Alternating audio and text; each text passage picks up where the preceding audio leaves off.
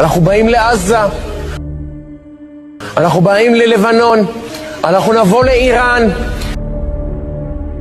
וכמה אנחנו הולכים, לא ראיתם מספרים כאלה בדברי ימי האומה הערבית. אני מעדכן אתכם שזה בא, למקרה שאתם מבולבלים.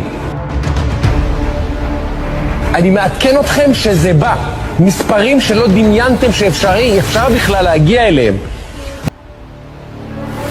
Perang Dunia Ketiga akan berlaku dan itu akan terjadi di wilayah Timur Tengah atau negara Arab, yang dimana saking dahsyatnya perang tersebut, jumlah korban akan mencapai 800 juta jiwa sampai 1 miliar jiwa, yang dimana mayoritas dari korban perang tersebut adalah kaum muslimin.